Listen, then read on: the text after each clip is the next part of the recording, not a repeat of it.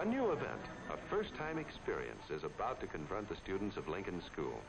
The Teen Club is organizing a community house, a new kind of party. Gee, things are happening. Oh, and look, a real party for a change. Dave! Let's go together, Cindy. Well, how do you know somebody isn't going to ask to take? Oh, do you think somebody might? Oh, golly, I'd be scared to death. Maybe we better go together, Cindy. Hey, George, how about it? You and your date. Who you going to ask? Me? I don't like parties. I am not. You are, too. I am not. Hi, boys. Hi, Coach. What's the big argument? Oh, Bill's kidding George. He says he's scared to ask a girl to the winter party. You scared to make a date, George? I never asked a girl to anything. Maybe you haven't, but you'll be wanting to someday. Look at it this way. Remember the first time you ever dived? Remember how you just knew you couldn't make that first plunge? But you did. After that, it was easy, wasn't it? Yeah. That's all right as far as diving goes. But gosh, dating's different. Sure, but you want to date someday, George. It's easier here where you know everyone so well. Later on it may be harder. Like taking your first plunge from the high dive. Diving into the social swim is a lot easier than it seems. It's just a matter of following a few very simple rules of etiquette, a matter, too, of having a little courage. After a morning of thinking it over, George decides to take the plunge.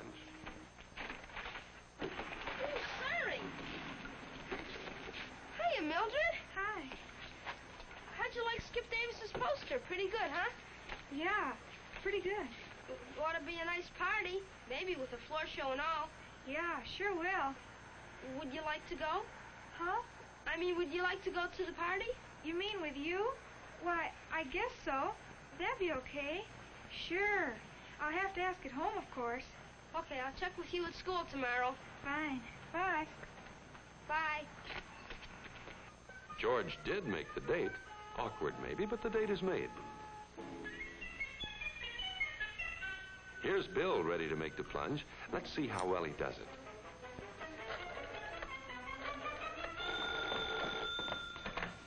Hello? Hi, Helen. What are you doing Friday night? Yes? Yes? Who is this? Why, it's Bill.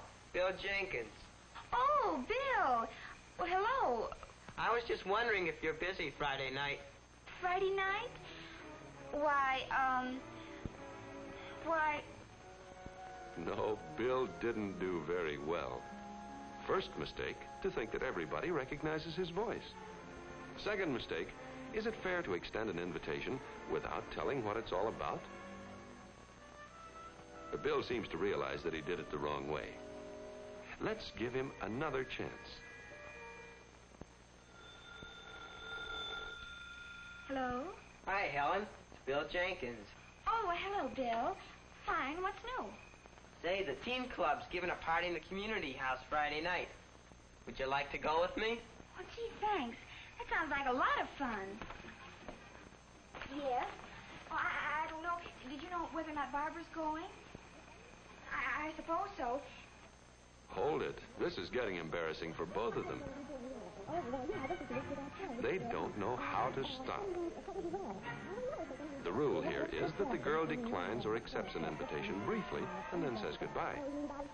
If Helen had been older, she might have handled the telephone conversation something like this. Hello? Hi, Helen. It's Bill Jenkins. Oh, hello, Bill. Say, the teen club's giving a party at the community house Friday night. Would you like to go with me? Oh, yes, thanks. That sounds like a lot of fun. The party starts at 7:30. I'll call for you about 10 after.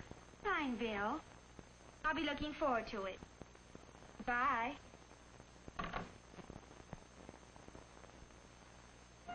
Well, here it is, the dance night. Bill is well groomed. That's the first step. His next problem is what to say when he gets to Helen's door. Bill wonders who's going to open the door. How do you do?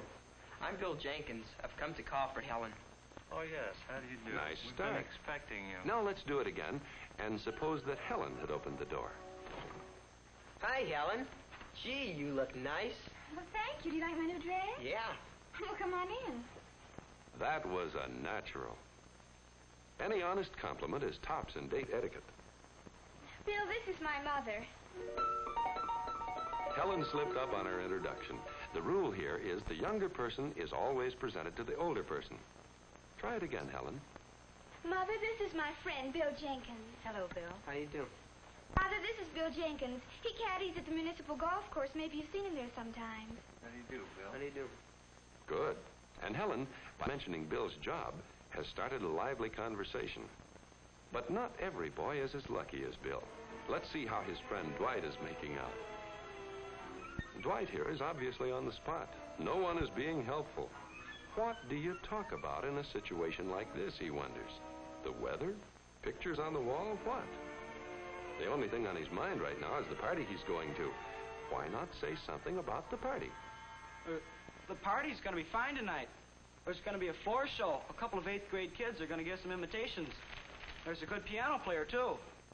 Dwight found a good topic for conversation. You may wonder what to talk about all evening on a date. But the secret of easy conversation is getting off to a good start. And here, the girl can often take the lead. My, did Mother and I have a time at the hairdresser's today? Oh, it was so funny. Now, do you think this is a good start? Hardly. What does Dwight know about hairdressing problems? Now, here's a good way of selecting subjects for conversation. George is thinking about them beforehand.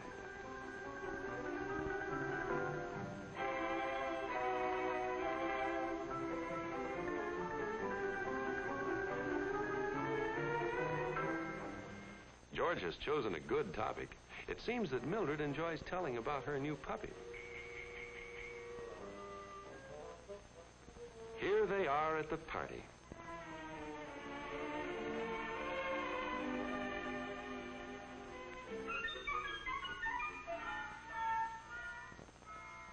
Bill is right on hand to wait for Helen.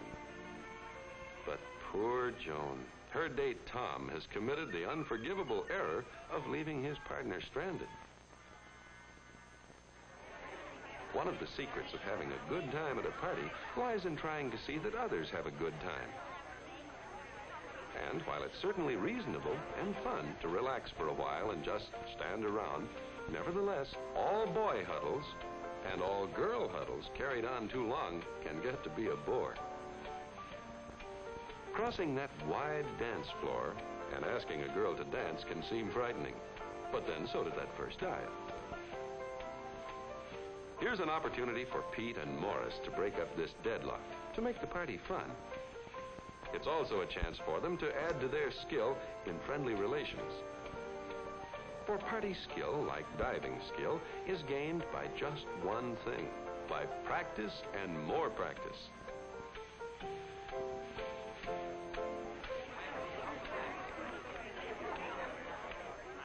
An efficient committee helps to make a party a success by thinking of those who are interested in other things than dancing.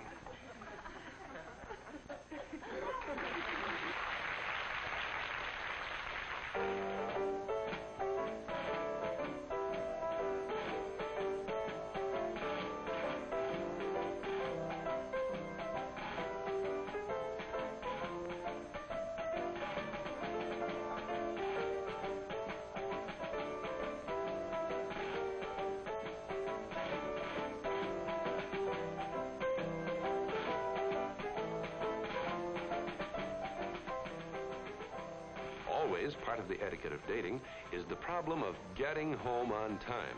This is the responsibility of both boys and girls alike. Oh, gosh, I better be thinking about my deadline, George. You know parents. I have to be home by 10:15 or else. Yes, we'd have to leave right now if we want to make your house walking. But I made a deal with Bill's dad for a ride. We've got at least another 15 minutes. Oh, fine.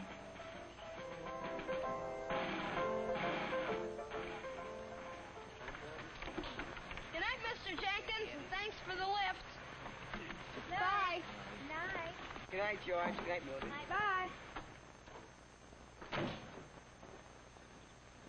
George sees Mildred right to her door. Mildred remembers to express her appreciation. Gosh, thanks a lot, George. I had a wonderful time. Okay, I enjoy it very much, too. See you in school. Okay, good night. Night. And George remembers to wait until she's safely inside. And so, George's first plunge into the social swim comes to a successful end. It wasn't too difficult. All it required was a little courage and following a few simple rules of etiquette. Rules which are based on just one thing: consideration for the feelings of others. Politeness comes naturally when we are considerate. Lack of consideration can spoil our partner's good time. Planning things in advance can be a wise move, too, whether it has to do with what to talk about or when to go home.